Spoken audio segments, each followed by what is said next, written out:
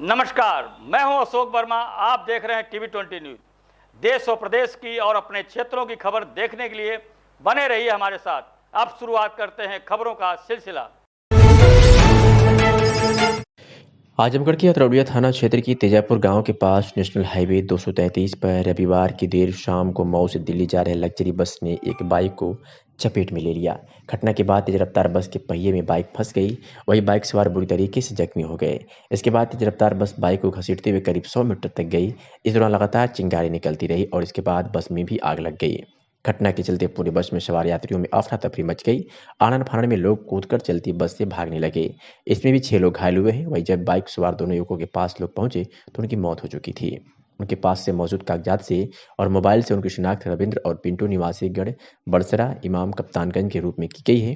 दोनों की उम्र करीब 25 और 27 वर्ष बताई जा रही है। मिली जानकारी के मुताबिक दोनों किसी वैवाहिक कार्यक्रम में शामिल होने जा रहे थे। घटना की सूचना के बाद मौके पर पुलिस फोर्स पहुंच गई। वहीं अपर पुलिस अधीक्षक ग्रामीण राहुल रुशिया भी पहुंच गए। उन्होंने बताया कि फायर ब्रिगेड की गाड़ी से आग पर काबू पाया गया। बस पूरी तरह से जल चुकी है। यात्री सकुशल बचाए जा चुके हैं।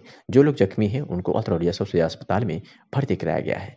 दोनों युवकों के शव को कब्जे में लेकर पोस्टमार्टम के लिए भेजा गया है। आइए सुनाते हैं कि स्थानीय निवासी बस में यात्रा कर रहे यात्री और अपर पुलिस अधीक्षक ग्रामीण राहुल रुशिया ने क्या कुछ कहा। सर, ये अतरौलिया क्षेत्र में दुर्घटना हुई थी, 2 की मौत हुई है बाइक सवार की, और इसके बारे में सर बताइए। लगभग 1 घंटे पहले थाना क्षेत्र को सूचना प्राप्त हुई कि यहाँ रोड पर जो अतरौलिया और अंबेडकर नगर का बॉर्डर है, यहाँ पर टोल प्लाजा के पास एक बस की मोटरसाइकिल सवार 2 लोग से टक्कर हुई।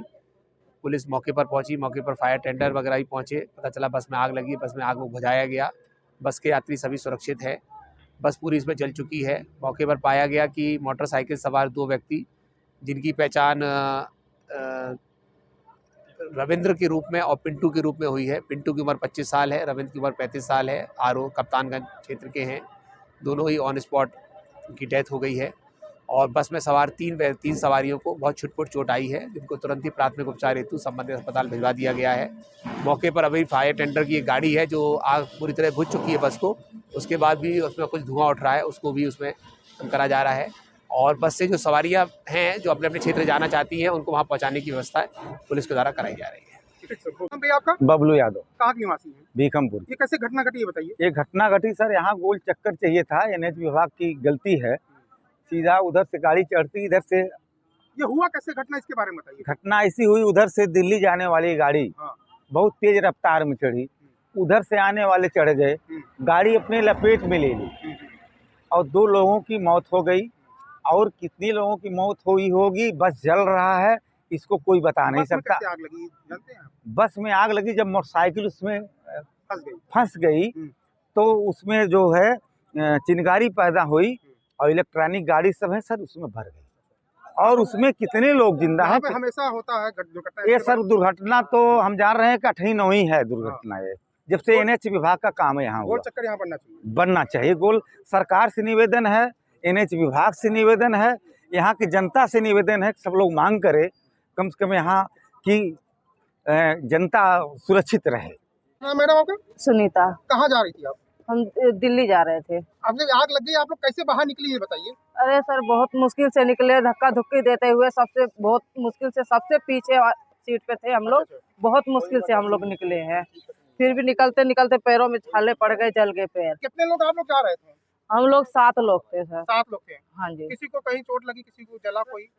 हाँ, पैर में थोड़ा झल के आगे है, पैर में चोट लग गया। नुकसान हुआ इसके बारे में? हमारा उसमें जेवर थे, कपड़े लत्ते, बहुत 4-5 बैग थे हमारे सर। 4-5 बैग थे। हाँ। कितने का नुकसान हुआ होगा आपका? हमारा बहुत नुकसान हो गया सर, क्या बताएं। अभी शादी में से हम लोग आ रहे हैं, शादी में हम लोग गए थे, शादी में हमें फिर जाने। हम लोग गोरखपुर के भी है और क्या नाम है, दिल्ली में भी रहते हैं। अभी आपके सारे सामान जल के सब नष्ट हो गए? सब कुछ नहीं बचा हमारे पास, चप्पल तक नहीं बची हमारे पास, सब खत्म हो गया। सर, आपका? चंद्रशेखर। ये आप कहाँ से कहाँ जा रहे थे? मैं दिल्ली जा रहा था। आजमगढ़ से? आजमगढ़ से दिल्ली जा रहा था। किस बस में बैठे थे आप? ये सामने वाली बस में। क्या नाम था बस? कृष्णा। ये कैसे आग लगी इसके बारे में? ये एक बाइक वाला आया था, मैं तो आगे सीट पे बैठा हुआ था, कंडक्टर वाली सीट पे। बाइक वाला जा रहे थे, एक बाइक वाला जो है ना वो बीच में आ गया। ड्राइवर ने अपना वो स्टीयरिंग राइट साइड काटा, उसने बाइक वाला जो राइट साइड भाग गया उधर। बाइक से टक्कर हुई है, बाइक आ गई बस के नीचे। जब उसका तेल फट गया, टंकी फट गई, उसके बाद सड़क से जब चिंगारी निकलती है ना, धुआं निकलता है, वो पेट्रोल से तब जाके पहले बाइक में आग लगी, फिर बाद में बस में आग लगी है। कितने लोग बस में थे लगभग? ये तो पता नहीं कितने लोग थे, ये तो मुझे पता आइडिया नहीं कितने सभी लोग थे। निकल गए हैं? हाँ, कुछ लोग निकल गए, ये तो मुझे पता नहीं कितने निकले कितने नहीं निकले, लेकिन बहुत लोग निकले हैं। निकल गए। हाँ, बाकी सामान जो है सब जल गया। सामान सब जल गया, सबका सामान जल गया? सबका सामान, कपड़े जैसे सब जल गए, जैसे हम ऐसे ही सब जल गया। दिल्ली जा रहे थे सर आप? हाँ जी, दिल्ली जा रहे थे। क्या नाम सर आपका? मेरा नाम ब्रजेश है। कहाँ से आप कहाँ जा मैं रहे थे? कप्तानगंज से दिल्ली के लिए बैठा था। कौन सी बस थी ये? ये कृष्णा ट्रैवल थी। कृष्णा ट्रैवल। ये हादसा कैसे हुआ, इसके बारे में? ये पीछे से एक बाइक वाला आया था, बाइक वाले को टक्कर मारे हैं, बाइक वाला नीचे बस में लपटा है, बाइक में आग पकड़ के बस में आग पकड़ी है। कितने यात्री लगभग थे? लगभग थे 50-55। सभी लोग बाहर निकल गए? हाँ, सभी लोग निकल गए। सभी लोग निकल गए। आप लोगों को किसी को भी चोट लगी, ऐसा कुछ किसी को? बाकी वहाँ सब यात्री बैठे हैं, उनसे पूछिए, हमें तो नहीं लगी अभी। अभी आप लोग को नहीं लगी? नहीं। 60-65 लोग थे, सब बकायदे निकल गए। हाँ, तो मतलब कि और किसी को, कंडक्टर ड्राइवर कहाँ है? कंडक्टर ड्राइवर तो पहले ही भाग गए थे। पहले बार। क्या नाम भैया आपका? सोनू कुमार, कहाँ के निवासी हैं? बनकट, आजमगढ़ बनकट। आप कहाँ जा रहे थे? आजमगढ़ से दिल्ली। दिल्ली जा रहे थे। तो ये कैसे आग लगी, इसके बारे में? सर, आगे एक बाइक वाले थे, उसमें एक लेडीज, 2 जेंट्स सवार थे, और बस पे टक्कर लगी। बस आदमी और उनकी तो सुखदेव पहलवान स्टेडियम आजमगढ़ में जनपदीय बेसिक्स बाल क्रीड़ा प्रतियोगिता आयोजित हुई, जिसमें मुख्य अतिथि विशाल भारद्वाज, जिलाधिकारी आजमगढ़, विशिष्ट अतिथि अमरनाथ राय, प्रचार डायरेक्टर एवं ध्रुव कुमार सिंह, जिला अध्यक्ष भारतीय जनता पार्टी एवं जयनाथ सिंह रहे। सबसे पहले मुख्य अतिथि के आगमन पर जिला scout master Azamgarh Dinesh Singh leader Kiran scout के नेतृत्व में स्काउट कलर पार्टी एवं बैंड द्वारा स्वागत किया गया तथा कार्यक्रम में मंच पर आसीन होने पर सभी अतिथियों ने मां सरस्वती प्रतिमा पर माल्यार्पण एवं दीप प्रज्वलित कर कार्यक्रम का शुभारंभ किया। इसके पश्चात सरस्वती वंदना एवं स्वागत गीत प्रस्तुत किया गया तथा सभी अतिथियों को बुके देकर माल्यार्पण कर स्वागत किया गया तथा जिला स्काउट मास्टर दिनेश सिंह द्वारा एवं राम निवास यादव सभी को बैच लगाकर स्वागत किया गया तथा मुख्य अतिथि विशाल भारद्वाज, जिलाधिकारी आजमगढ़ द्वारा ध्वजारोहण कर परेड की सलामी ली गई तथा रैली का उद्घाटन की घोषणा के बाद बच्चों के सांस्कृतिक कार्यक्रम प्रस्तुत किए गए। इसके बाद जिलाधिकारी आजमगढ़ द्वारा संबोधित करते हुए कहा गया कि आप सभी शिक्षकों एवं छात्र छात्राओं को उज्जवल भविष्य की हार्दिक बधाई एवं शुभकामनाएं दी। रैली में मुख्य रूप से श्रीमती गीता रानी यादव, रामबच्चन यादव सहित खंड शिक्षा अधिकारी एवं राम सिंह, जिला व्यायाम शिक्षक एवं सभी 8 तहसीलों के प्रतिभागी छात्र छात्राओं ने भाग लिया तथा शिक्षक एवं शिक्षाएं उपस्थित रहे।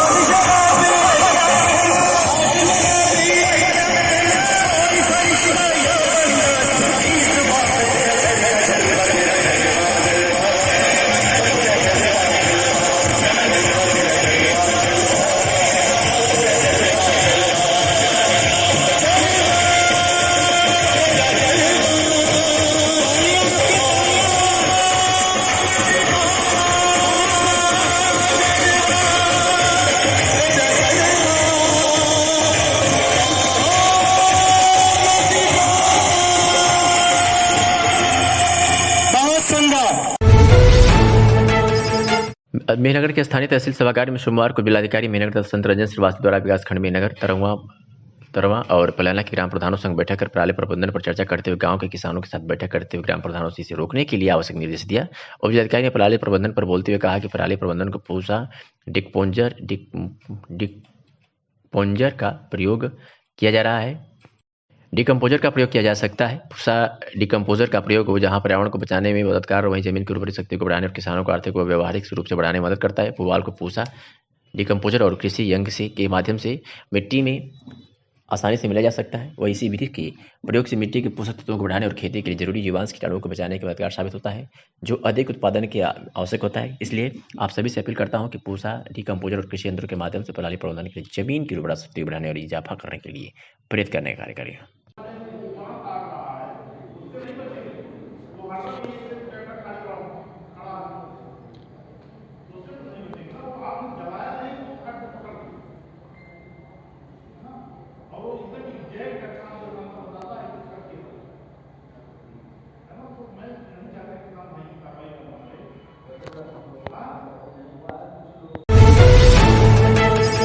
कांसीराम आवास में जर्जर आवासों की मरम्मत, हर घर नल योजना से लाभान्वित कराने, सड़क गड्ढा मुक्त कराने के संबंध में जिलाधिकारी को ज्ञापन दिया। कांसीराम आवास के दर्जन लोगों के साथ भारतीय जनता पार्टी के जिला महामंत्री सूर्य प्रकाश श्रीवास्तव ने जिलाधिकारी आजमगढ़ से मिलकर इनकी समस्याओं को उठाया। सूर्य प्रकाश श्रीवास्तव ने कहा कि आजमगढ़ शहर में पुरानी जेल के सामने स्थित कांसीराम आवास में दर्जनों कुष्ठ रोगी व अत्यंत गरीब लोग रहते हैं। इन्हें यहाँ आवास मिला हुआ है। यहाँ पर बने आवास पुराने हो जाने के कारण इनकी छत जर्जर हो चुकी है, दीवारों के प्लास्टर निकल चुके हैं। लगभग सभी आवास जीर्ण शीर्ण अवस्था में हो चुके हैं, जिनकी मरम्मत की अत्यंत आवश्यकता है। यहाँ निवास करने वाले कुष्ठ रोगी ज्यादातर बेरोजगार हैं।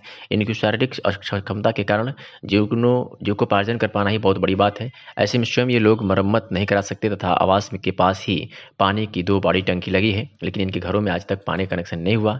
इनको हर घर जल योजना से लाभान्वित करने का अनुरोध किया गया। तमाम इसी बातें के सुनिए। क्या मामला है आपको? ये पुरानी जेल के सामने कांसीराम आवास स्थित है। कई वर्ष पहले आवास बना था, लेकिन आज उसकी हालत बहुत जर्जर हो चुकी है। छत उसके जो है वो पूरा गिरने के कगार पर है, उसकी सीख तक दिखाई दे रही है। ऐसे में कभी भी वो गिर सकता है, धराशायी हो सकता है और सैकड़ों लोग जो है वो घायल हो सकते हैं। आज प्रशासन को सचेत करने के लिए मैं यहाँ पर आया हुआ हूँ। साथ ही जो पुरानी जेल से लेकर के जो सड़क जाती है कांसीराम आवास तक, वो बहुत जर्जर है, उसमें काफ़ी गड्ढे हैं। उसको गड्ढा मुक्त करने के लिए, क्योंकि बहुत सारे लोग ट्राईसाइकिल से चलते हैं, बेचारों के पास हाथ पैर नहीं है, कभी भी वो ट्राईसाइकिल से गिरते रहते हैं, चोटिल होते रहते हैं, तो सड़क गड्ढा मुक्त हो जाए। 2 पानी के टैंकर वहाँ आसपास ही कांसीराम आवास के बने, लेकिन आज तक उसके पानी की कनेक्टिविटी इनके घरों तक नहीं पहुँची है। तो उस पानी की कनेक्टिविटी हर घर नल योजना से इनको लाभान्वित करते हुए इनके घर घर टोटी पहुंच जाए। इनके विकलांग पेंशन है, बहुत सारे लोगों की रुकी हुई है, वो पेंशन का मुद्दा है। बहुत सारे और मुद्दे थे जिसको लेकर के आज जिलाधिकारी महोदय से मिला गया है, उनको ज्ञापन दिया गया है। जनपद में संचारी रोग को देखते हुए जिलाधिकारी महोदय के आदेशानुसार जनपद के सभी विकास खंडों में ग्राम पंचायतों में सरकार के आदेशानुसार ग्रामीण सफाई कर्मचारियों द्वारा साफ सफाई किया जा रहा है। इस समय जो डेंगू और मलेरिया का प्रकोप चल रहा है पूरे प्रदेश में, इसे देखते हुए साफ सफाई जोरों पर किया जा रहा है, जिससे कि रोगों से निदान पाया जाए। आज 21 नवंबर 2022 को दिन सोमवार को ग्राम पंचायत मुंडा घोरठ में स्वच्छता अभियान चलाया गया। स्वच्छता के प्रति लोगों को जागरूक किया गया। ग्रामीण सफाई कर्मचारियों द्वारा पॉलिथीन बीनते हुए बोरे में इकट्ठा किया गया और उचित कचरा को हटाते हुए नाला की सफाई की गई और दवा का भी छिड़काव किया गया। किसके आदेश पर साफ सफाई किया जा रहा है? जनपद के सभी विकास खंडों में ग्राम पंचायतों में जिला अधिकारी महोदय के आदेश क्रम में पॉलिथीन बीना जा रहा है। पॉलिथीन बीन के उचित स्थान पर रखा जा रहा है। जनपद के सभी विकास खंडों में ग्रामीण सफाई कर्मचारियों द्वारा अपने कर्तव्यों का निर्वहन किया जा रहा है। हमारे जिला अध्यक्ष सीपी यादव द्वारा जगह जगह जाके जहाँ जहाँ शिकायत होती है साफ सफाई किया जाता है, पॉलिथीन बीना जाता है, लोगों को जागरूक किया जाता है कि आप लोग अपने कर्तव्यों का निर्वहन सभी ग्राम पंचायतों में समय समय से किया करें। हमारे साथ अभय चौहान, गुलाब चौरसिया, सीपी यादव आज जो है अपने कर्तव्यों का निर्वहन करते हुए आज दिनांक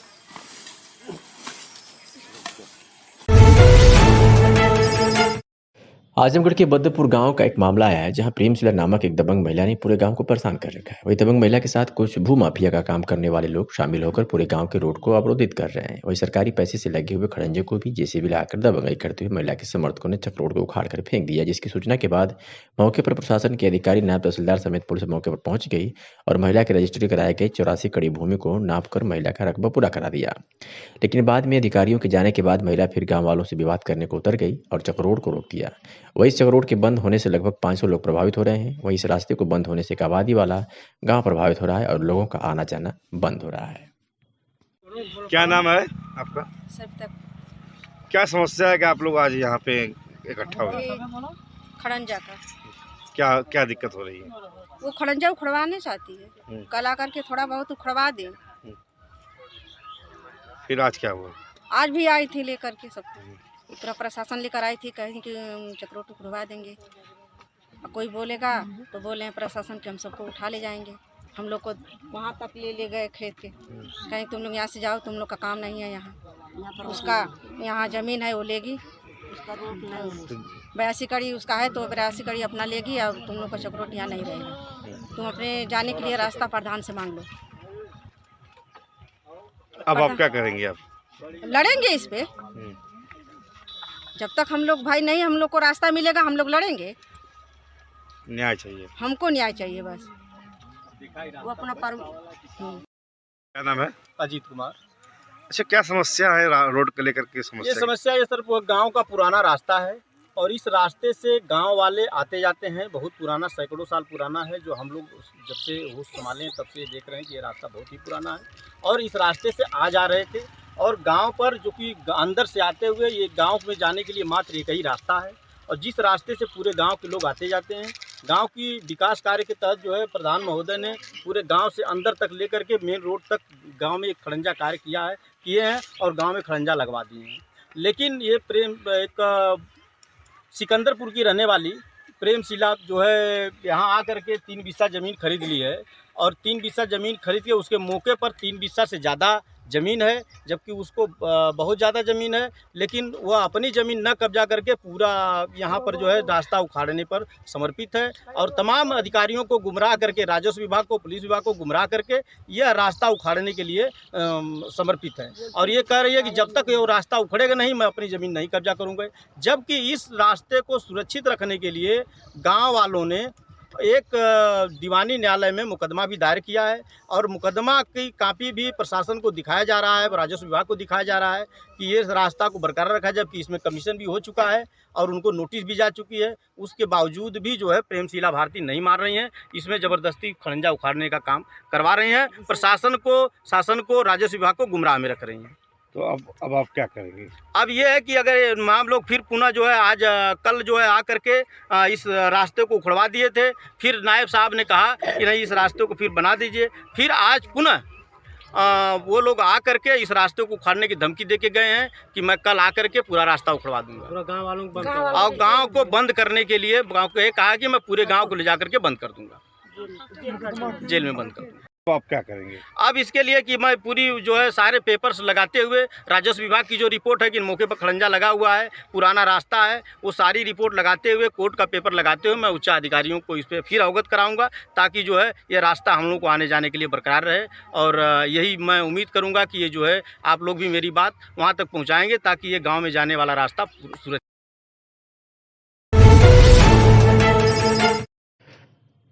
आजमगढ़ की अतरौड़िया से खबर है, जहां अमर शहीद भगवती प्रसाद सिंह के शहादत दिवस के अवसर पर श्रद्धांजलि कार्यक्रम का आयोजन किया गया। बता दें कि आज श्रद्धांजलि सभा मदियापार अरौला मार्ग पर स्थित शहीद उपवन में 1962 के भारत चीन युद्ध में शहीद हुए भगवती प्रसाद सिंह के शहादत दिवस पर उनके आदमकद प्रतिमा पर पुष्पमाला अर्पित कर भारत माँ के वीर अमर सपूत को याद किया गया। कार्यक्रम में सर्वप्रथम नेशनल कैडेट और एनसीसी के बच्चों द्वारा शहीद उपवन में आदम पर प्रतिमा पर सलामी दी गई। इस कार्यक्रम के मुख्य अतिथि मेजर शैलेंद्र सिंह सेंगर, राष्ट्रीय उपाध्यक्ष क्षत्रिय परिषद रहे, तथा विशिष्ट अतिथि जयनाथ सिंह, पूर्व जिलाध्यक्ष भाजपा बीके सिंह, प्रदेश उपाध्यक्ष विश्व क्षत्रिय परिषद, नायब तहसीलदार धर्मेंद्र सिंह रहे। कार्यक्रम का संचालन कवि भालचंद्र त्रिपाठी ने किया तथा अध्यक्षता भगत सिंह ने किया। सर्वप्रथम मुख्य अतिथि शैलेंद्र सिंह सेंगर तथा विशिष्ट अतिथि जयनाथ सिंह, बीके सिंह चौहान एवं ललिता देवी सहित भगवती सिंह की पत्नी समेत लोगों ने पुष्प और माला पहनाकर 1962 के युद्ध में देश के लिए अपने प्राण न्यौछावर करने वाले अमर शहीद भगवती सिंह को नमन किया गया और शहीदों को याद कर उनकी पत्नी ललिता देवी की आंखों में आंसू आ गए। इस अवसर पर उनकी एकमात्र पुत्री सुदामा देवी भी मौजूद रही। इस अवसर पर ठाकुर प्रसाद सिंह कन्वेंट स्कूल बसई बस्ती भुजबल के बच्चों द्वारा सांस्कृतिक कार्यक्रम पेश किया गया। इसमें छोटे छोटे बच्चों ने नाटक के माध्यम से देश के जवानों के भीष में नाटक प्रस्तुत किया। बच्चों का नाटक देख लोगों की आंखों में आंसू आ गए। वही विद्यालय के बच्चों ने नाटक के माध्यम से वीर सैनिकों को श्रद्धांजलि दिया। इस क्रम में RPS कॉन्वेंट स्कूल नावपुर के बच्चों ने शहीद के सम्मान में कई नाटक प्रस्तुत किया। ब्लॉक प्रमुख प्रतिनिधि संतोष यादव कोयलसा द्वारा शहीद उपवन में बाउंड्री वाल की आधारशिला रखी गई। इसका निर्माण जल्दी ही शुरू होगा। कार्यक्रम के आयोजक व्यवस्थापक डॉक्टर राजेंद्र सिंह नायब सभी लोगों का आभार व्यक्त किया। सुनाते हैं कि नायब तहसीलदार धर्मेंद्र सिंह व पूर्व जिलाध्यक्ष जयनाथ सिंह ने क्या कुछ कहा। शहीद भवन में शहीद श्रद्धांजलि देने के लिए इसके बारे में शहीद भगवती सिंह सन 1962 भारत चीन की लड़ाई में अपनी शहादत दिए। आजमगढ़ जनपद है नहीं, पूरा प्रदेश नहीं, पूरा देश ऐसी शख्सियत पे गर्वान्वित महसूस किया और जिन्होंने संपूर्ण अपना बलिदान दिया। आज हम सब बाबू राजेंद्र जी जो लगातार हर वर्ष आज ही के दिन ऐसा कार्यक्रम करके हम सबको बुलाते हैं। जनपद के तमाम अधिकारियों को आज आना था यहाँ पर, मेरी वार्ता भी हुई थी, लेकिन कुछ व्यस्तम कार्यक्रम में लोग नहीं आ पाए और मैं उनकी तरफ से और पूरी क्षेत्र की जनता की तरफ से शहीद परिवार को और शहादत देने वाले बाबू भगवती सिंह जी को बहुत दिल की गहराइयों से मैं आज नमन कर रहा हूं भगवती सिंह जी को, जिन्होंने हम सबका मस्तक ऊंचा किया, हिंदुस्तान का मान सम्मान स्वाभिमान बढ़ाया, और इसी माटी के लाल जिन्होंने लगातार आज वो हम बीच रहते तो उनकी उम्र करीब हमको लगता है 84-85 के होते। उनकी धर्मपत्नी ललिता देवी जी भी हैं और 84 साल की हैं, और उनकी और एक बेटी भी है, हम सबके बीच छोड़ के गए हैं। मैं उनके पूरे परिवार को अपने बहुत वो करना चाहता हूँ, नमन करना चाहता हूँ। बहुत बहुत धन्यवाद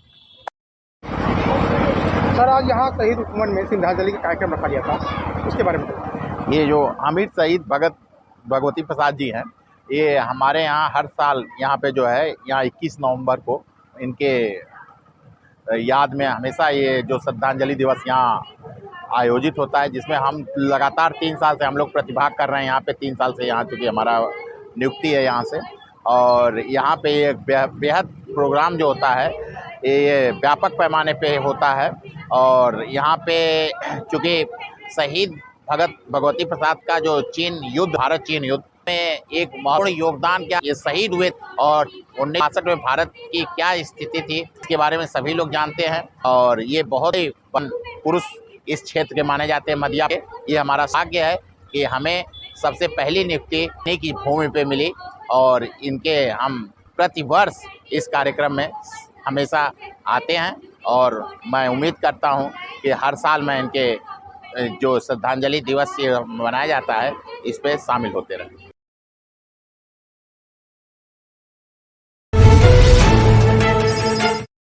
पूर्वांचल की सांस्कृतिक साहित्यिक धरती आजमगढ़ में जन्म लेने वाला कला, संस्कृत, फिल्म एवं प्रकृति पर्यावरण संरक्षण के क्षेत्र में अपना राष्ट्रीय योगदान देने वाले प्रमुख समाजसेवी, रंगमंच एवं फिल्म अभिनेता और बॉलीवुड के popular event director Arvind Chitransh के 30 वर्षों के अथक प्रयास का अभिनंदन सम्मान हुआ। सम्मान समारोह एवं चित्रांश महासभा के 21वां स्थापना दिवस के अवसर पर उत्तर प्रदेश के मुख्यमंत्री ब्रजेश पाठक एवं राष्ट्रीय अध्यक्ष एवं संस्थापक विनोद बिहारी वर्मा एवं कार्यकारी अध्यक्ष संजीव वर्मा एवं अखिल भारतीय चित्रांश महासभा भारत के समस्त पदाधिकारी लखनऊ विश्वेश्वरैया सभागार में उपस्थित रहे। कायस्थ कुलभूषण सम्मान से सम्मानित अरविंद चित्रांश का मानना है कि अभिनंदन माता पिता और बड़े भाइयों, सहयोगियों और गुरु के आशीर्वाद से ही संभव हुआ है। आदरणीय विनोद बिहारी वर्मा जी राष्ट्रीय अध्यक्ष, हमारे दूसरे पारिवारिक सदस्य, हमारे अभिभावक माननीय न्यायमूर्ति आदरणीय राघवेंद्र कुमार जी, बहुत ही वरिष्ठ समाज सेवी हमारे अभिभावक आदरणीय के शरण जी, उत्तर प्रदेश के जाने माने पत्रकार पूर्व सूचना आयुक्त आदरणीय वीरेंद्र सक्सेना जी, आदरणीय संतोष जी, आदरणीय विनोद श्रीवास्तव जी, आदरणीय संजीव वर्मा जी, आदरणीय राहुल सेन जी, आदरणीय जादूगर राकेश श्रीवास्तव जी, आदरणीय आनंद द्विवेदी जी, बहन हमारी पार्षद आदरणीय भटनागर जी, उपस्थित सभी भाइयों तथा बहनों, पत्रकार मित्रों, अखिल भारतीय चित्रांश महासभा के 21वें स्थापना दिवस के अवसर पर आप सबको बहुत बहुत शुभकामनाएं देता हूं, बधाइयां देता हूं। आदरणीय विनोद बिहारी वर्मा जी पूरे जीवन पर्यंत समाज सेवा के लिए अपना जीवन लगाने का काम किया, और आज से 21 वर्ष पूर्व उन्होंने चित्रांश महासभा की स्थापना की थी। उत्तर प्रदेश में विभिन्न पदों पर रहने के दौरान, समाज सेवा के दौरान आदरणीय विनोद बिहारी वर्मा जी ने हर समय हमारी मदद की, मुझे आगे बढ़ाने का काम किया। मैं कह सकता हूं मुझ पर, मुझे अच्छी तरह याद है 2006 और 2007 के वो दिन आदरणीय विनोद जी का बहुत बड़ा काम होता था। उन्होंने आगे बढ़ करके पूरे प्रदेश के कायस्थ समाज के लोगों को इकट्ठा किया और हमारी मदद करने का काम किया था। मैं आज तक उन चीजों को आजीवन भूल नहीं सकता। कांग्रेस कार्यालय पर जिलाध्यक्ष प्रवीण कुमार सिंह की अध्यक्षता में उत्तर प्रदेश कांग्रेस कमेटी के अध्यक्ष पूर्व सांसद ब्रिजलाल खाबरी ने प्रेस वार्ता किया। प्रेस वार्ता में उत्तर प्रदेश कांग्रेस कमेटी के सचिव मनोज कुमार गौतम और अनिल यादव भी शामिल थे। मीडिया से मुखातिब उत्तर प्रदेश कांग्रेस कमेटी के अध्यक्ष ब्रिजलाल खाबरी ने कहा कि सरकार पर निशाना साधते हुए कहा कि उत्तर प्रदेश में स्वास्थ्य शिक्षा कानून व्यवस्था पर सरकार पूरी तरह विफल है। आम आदमी को स्वास्थ्य शिक्षा सुरक्षा देने में सरकार पूरी तरह नाकाम साबित हो रही है। बीजेपी देश में नफरत फैलाकर बांटो राज करो की तर्ज पर काम कर रही है। हमारे नेता राहुल गांधी आपसी प्रेम सद्भाव भाईचारा बढ़ाने के लिए कन्याकुमारी से कश्मीर तक पद यात्रा पर हैं। जनता से जुड़े ज्वलंत मुद्दे महंगाई, बेरोजगारी, भ्रष्टाचार पर लगातार आवाज उठा रहे हैं। जनता से सीधे संवाद कर रहे हैं। सारा विपक्ष तानाशाह सरकार के आगे मौन साधे हुए है। एकमात्र कांग्रेस पार्टी ही जनहित के मुद्दों को लेकर संघर्ष कर रही है। ऐसी तमाम बातें कहीं सुनिए। विश्वास कर रही थी तो आप लोगों ने 2017 में गठबंधन कर लिया और कभी आप समाजवादी पार्टी के साथ रहते हैं, कभी आप न्यूट्रल रहते हैं। और जिस तरह से आपके पदाधिकारी आते हैं, सक्रियता नहीं है जिलों में, जहां भी जाते हैं। आप भी 2 महीने से लगभग चार्ज पे हैं। किन जिलों में सक्रियता आपने बढ़ाई और क्या काम किया है आप जोड़ने के लिए लोगों को? हमने जो काम किया है, जो हमारी सक्रियता है, अगर हम उसको आपके माध्यम से डिस्प्ले करेंगे तो हमारी जो दुश्मन पार्टियां हैं, विरोधी पार्टियां हैं, वो हमें रोकने में सफल हो जाएंगी। इसलिए मैं अपनी सक्रियता हम दिखने वाली बात कहाँ कर रहे हैं, हम तो करने वाली बात कर रहे हैं। हम करके दिखाएंगे, दिखा के नहीं करेंगे। तो क्या कारण रहा कि रामपुर में, फिर मैनपुरी में प्रत्याशी आप नहीं खड़ा कर पाए? हमारा लक्ष्य है, हम उसको पाने के लिए इधर उधर नहीं भटकना चाहते। ना तो हमारे लड़ाने से सरकार का गिरना होता है, ना हमारे लड़ाने से सरकार का बनना तय है। हमारा जो लक्ष्य है, हम उस लक्ष्य को पाने के लिए अपने काम में लगे हैं। छोटे बड़े चुनाव होते रहेंगे, उनसे सरकारों पर कोई असर पड़ने वाला नहीं है। तो मेरा जो लक्ष्य है, उसमें हमारी जो फौज है, वर्कर हैं, पदाधिकारी हैं, उनका माइंड डाइवर्ट नहीं करना चाहते। जनता जो आपसे दूर हो गई, कैसे करेक्ट करेंगे? जनता जो आपसे दूर हो गई, कैसे करेक्ट करेंगे? जनता दूर हो गई है। जनता के साथ संवाद करके लोगों को प्यार से जोड़ने के लिए हम लोग निकल पड़े। आपको याद है, कल की तारीख में राहुल गांधी जी की यात्रा में वहाँ के लोगों का बताना है कम से कम 3 लाख लोग थे।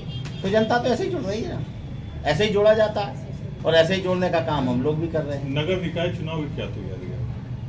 नगर निकाय की चुनाव की पूरी तैयारी है। हम वार्ड से लेकर के नगर निगम तक चुनाव लड़ेंगे और पूरी ताकत के साथ करेंगे। आजमगढ़ में उत्तर प्रदेश माध्यमिक शिक्षकोत्तर संघ जनपद आजमगढ़ की जनपदीय चुनाव डीएवी इंटर कॉलेज में संपन्न हुआ। पर्यवेक्षक गुप्तेश्वर पाठक की देखरेख में पदाधिकारियों को चुना गया, जिसमें सर्वसम्मत जिलाध्यक्ष बलवंत सिंह, जिला मंत्री कृष्ण कुमार सिंह, अमित कोषाध्यक्ष सुनील कुमार सिंह, वरिष्ठ उपाध्यक्ष धर्मेंद्र तिवारी, उपाध्यक्ष धर्मेंद्र कुमार, रणविजय सिंह, रूपेश प्रताप सिंह, संयुक्त मंत्री अश्वनी कुमार, दुर्गेश राय, अजय सोनकर, संगठन मंत्री चंद्र प्रकाश राय, प्रमोद उपाध्यक्ष, प्रचार मंत्री राजनाथ यादव, बसंत कुमार सिंह, मीडिया प्रभारी दिनेश कुमार सिंह, संप्रेक्षक सूर्य प्रकाश सिंह निर्वाचित हुए। इस अवसर पर प्रांतीय पदाधिकारी भी उपस्थित रहे। निर्विरोध निर्वाचित शिक्षकों को फूलमालाओं से जोरदार स्वागत हुआ। सभी ने संगठन के प्रति विश्वास और शिक्षक हितों के लिए संघर्ष करने का आह्वान किया। अपना परिचय देने, क्या नाम है? मेरा नाम गुप्तेश्वर पाठक, प्रांतीय महामंत्री उत्तर प्रदेश माध्यमिक शिक्षणेत्तर संघ। मुझे प्रदेश अध्यक्ष परम सम्मानित आदरणीय मुर्तजा हुसैन जी के निर्देश पर पर्यवेक्षक की जिम्मेदारी देकर के आजमगढ़ में उत्तर प्रदेश माध्यमिक शिक्षणेत्तर संघ के जनपदीय चुनाव कराने के लिए जिम्मेदारी सौंपी गई थी। और इस जिम्मेदारी के साथ में एकता अखंडता को कायम करने के लिए मैंने जिले की कमान आदरणीय बलवंत सिंह जी को मैंने सौंपा है। बलवंत सिंह जी के साथ महामंत्री के रूप में आदरणीय अमित सिंह जी को भी जिम्मेदारी सौंपी गई है। वरिष्ठ कोषाध्यक्ष हमारे आदरणीय धर्मेंद्र तिवारी जी, कोषाध्यक्ष सुनील सिंह जी, यानी तमाम जनपदीय टीम जो है यहाँ आज सर्वसम्मति से पूरे जनपद के हमारे कर्मचारी भाइयों की उपस्थिति में यह चुनाव संपन्न कराया गया। और यह आशा और विश्वास के साथ में यह चुनाव कराया गया कि हमारे पूरे आजमगढ़ मंडल पूरे कमिश्नरी की जिम्मेदारी यहाँ बखूबी पूर्वक निर्वहन करेगा। हर कर्मचारियों के साथ कदम में कदम मिला करके और हर सुख और दुख में अपना सहभागिता अपनाएगा। बेनगर विकासखंड की ग्राम पंचायत खिवसीपुर गांव में अनियमितता को लेकर गांव निवासी प्रिंस यादव पुत्र चंद्रभान यादव ने शपथ पत्र के साथ डीएम को प्रार्थना पत्र दिया था। जिलाधिकारी आजमगढ़ विशाल भारद्वाज ने गंभीरता लेते हुए स्वयं जिला विकास अधिकारी व सह अभियंता ग्रामीण अभियंता विभाग आजमगढ़ को नामित किया, जिसके क्रम में सोमवार को नियत तिथि रखी गई थी। इसके बावजूद डीएम द्वारा नामित अधिकारी द्वारा द्वैत ग्राम सभा खिवसीपुर नहीं पहुंचे। उनके स्थान पर जिला विकास अधिकारी कार्यालय से कर्मचारी व आरएस विभाग से जय देवेंद्र प्रताप सिंह गाँव में पहुंचे, जहाँ ज़्यादा अनियमितता को देखते हुए जांच नहीं हो पाई। इस बाबत जय देवेंद्र प्रताप से पूछे जाने पर बताया कि जो नामित अधिकारी हुए हैं वो किसी जरूरी काम का सीडीओ साहब के साथ गए हुए हैं। तिथि निर्धारित होने की दशा में हम लोग गए थे। इसके बावजूद गांव में नामित अधिकारी ही जाएंगे, इसकी तिथि आगे निर्धारित किया जाएगा। क्या नाम है? प्रिंस यादव पुत्र चंद्रभान यादव, ग्राम पंचायत खिवसीपुर, विकास खंड में नगर, जनपद आजमगढ़ का निवासी हूँ। क्या समस्या है आपकी? समस्या ये है कि हमारे ग्राम सभा में प्रधान द्वारा घोर अनियमितता के कारण मैं माननीय जिला अधिकारी महोदय जी के यहाँ शिकायती प्रार्थना पत्र दिया था। मेरे शिकायती प्रार्थना पत्र के बाबत जिला अधिकारी महोदय द्वारा जिला विकास अधिकारी और मनोज कुमार सिंह जी को जांच के लिए टीम गठित की गई थी और उनको स्वयं जांच करना था उनके द्वारा, और उनके द्वारा जांच न करके वो अपने स्वयं न आकर के अपने कार्यालय से किसी दो अन्य लोगों को भेजा था। इसके कारण आज जांच नहीं हो पाई। अच्छा। कोतवाली क्षेत्र में सदर हॉस्पिटल में कुछ दबंगों द्वारा हॉस्पिटल में घुस के धमकी देने का मामला आया है। क्या मामला है सर ये पूरा? प्रभारी ब्लड बैंक मंडलीय चिकित्सालय जो थाना क्षेत्र कोतवाली अंतर्गत आता है, इनके द्वारा एक तहरीर दी गई थी 19 तारीख को। इसमें Hridayanand Singh retired pharmacist, Pramod Yadav plus 10 लोग नाम पता अज्ञात, इनके द्वारा ब्लड बैंक में घुस के और धमकी देने के संबंध में तहरीर दी गई थी। वहाँ का वीडियो फुटेज पुलिस के द्वारा प्राप्त किया गया, जिसमें कुछ लोग ब्लड बैंक के अंदर आते हुए दिख रहे हैं। इसके आधार पर धारा 186, 353 और 34 IPC इसके अंतर्गत मुकदमा पंजीकृत किया गया है। वीडियो फुटेज के आधार पर जो 10 लोग अज्ञात हैं, इनका चिन्हीकरण की कार्रवाई पुलिस के द्वारा वर्तमान में की जा रही है। जो भी मुलजिम है सबके विरुद्ध कठोर कार्रवाई करते हुए आगे की विवेचना कार्रवाई की जाएगी।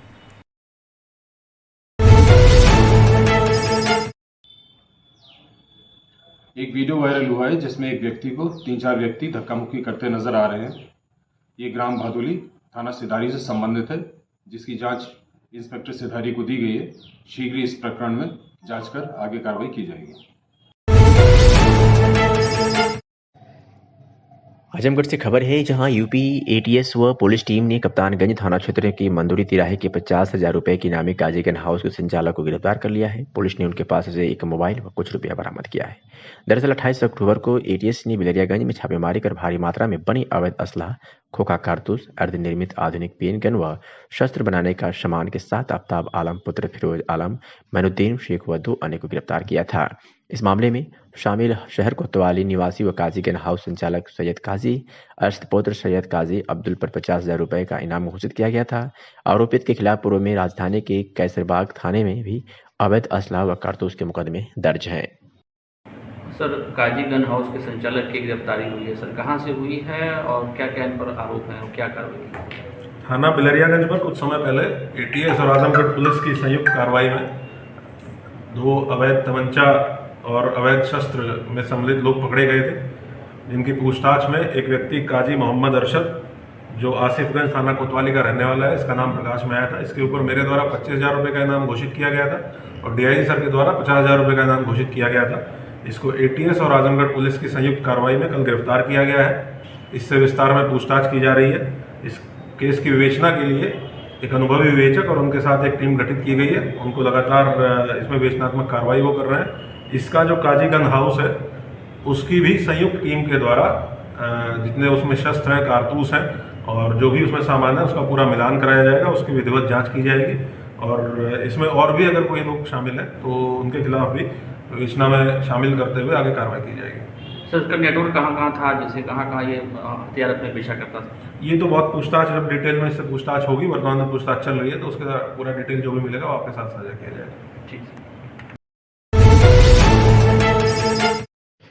फूलपुर कस्बा स्थित ग्राम सभा गोबरहा निवासी स्वर्गीय हरखू राम के घर पर दर्जनों की संख्या में महिलाएं व पुरुष कल रविवार को दोपहर में एक कमरे में एक व्यक्ति के इशारे पर दृष्टि बंद कर ध्यान लगाए दूसरे धर्म का पूजा करते देखी गई। इस बीच ग्रामीणों की सूचना पर मौके पर पहुंची पुलिस ने चारों ओर से उक्त कमरे को घेर लिया। इस कमरे में चल रहा था यह कार्य। कमरे के अंदर बोतल में पानी, तांत्रिक यंत्र व ईसा मसीह से जुड़ी किताबें मिली।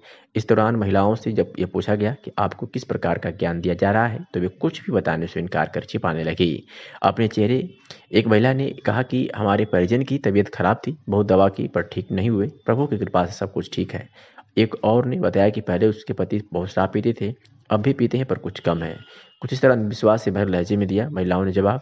महिलाओं को ईसा मसीह की लीला सुना रहे व्यक्ति से जब पूछा गया यहाँ पर क्या हो रहा है तो उस व्यक्ति ने बताने से इनकार कर रफू चक्कर हो गया। मौके पर मौजूद एसआई माखन सिंह ने दूसरे धर्म का प्रसार कर ग्रामीण इलाकों की खासकर दलित महिलाओं को गुमराह कर हिंदू से ईसाई बनने का प्रवचन देने वाले पर कार्रवाई न कर सिर्फ यह कहते हुए उससे जाने दिया कि अब दोबारा इधर दिखना नहीं। क्या नाम है साहब? जवाब दीजिए, भाग कह रहे हैं? हेलो हेलो, जवाब दीजिए, कहाँ भाग रहे हैं? आप यहाँ पर क्यों आई हैं?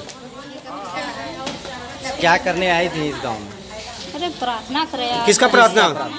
यीशु जी के। यीशु जी का। क्या प्रार्थना, क्या संदेश बताएं? समस्या दुख जोन हो लगा। कौन सी समस्या दुख बताएंगी? आपको क्या समस्या है? नहीं, समस्या बताइए। आप यहाँ पर आए, बोले समस्या दुख तकलीफ दूर होता है, क्या समस्या आपको है? क्यों, समस्या भूल गई क्या? जिस धर्म को आप मानते हो उसी धर्म के बारे में तो पूछ रहे हैं। क्या इससे क्या लाभ होता है, क्या हानि होता है, उसके बारे में हिंदू में पैदा हो गए, हिंदू में। आप हिंदू में पैदा है, ठीक, तो ईसा मसीह के तो ईसा मसीह का क्या, ईसा मसीह को कोई धर्म है क्या भैया? मन का परिवर्तन। आप समस्या बताएं, किस समस्या से आई थी आप यहाँ पर? धर्म कोई हमारे पति दारू पीते थे बहुत, इसलिए आए थे, अब नहीं पीते।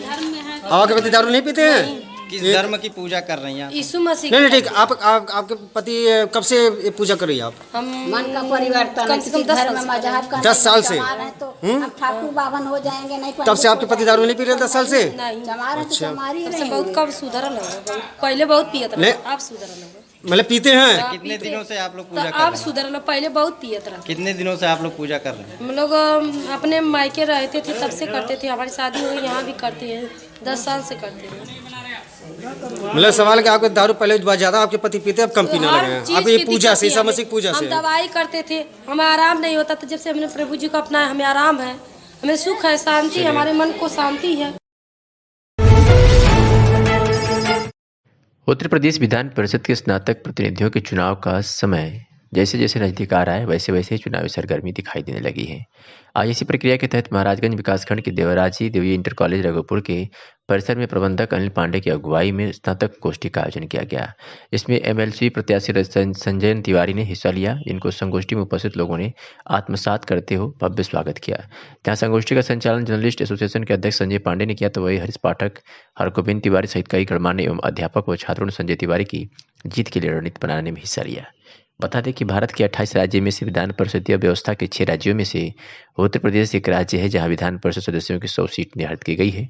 इन 100 सीट का एक अर्थात 8 सीट स्नातकों के प्रतिनिधित्व के लिए आरक्षित है, जिसके रिक्त हुए स्थानों के चुनाव की तैयारी की जा रही है। ऐसे में प्रत्याशियों का जनसंपर्क भी तेज हो गया है। एमएलसी प्रत्याशी संजय तिवारी ने लोगों से बात करते हुए कहा कि यह सीट 17 जिलों के 92 विधानसभा क्षेत्र के स्नातकों के प्रतिनिधित्व का सीट है। इस पर जीत हासिल करने के लिए मतदाता सूची के आधार पर उनसे संपर्क कर उनको मतदान केंद्र तक पहुंचाना आवश्यक हो जाता है। सिर्फ मतदाता फॉर्म भरकर उनको मतदाता बनाने तक ही सीमित न रहकर मतदान कराने तक की भी जिम्मेदारी उठानी पड़ेगी।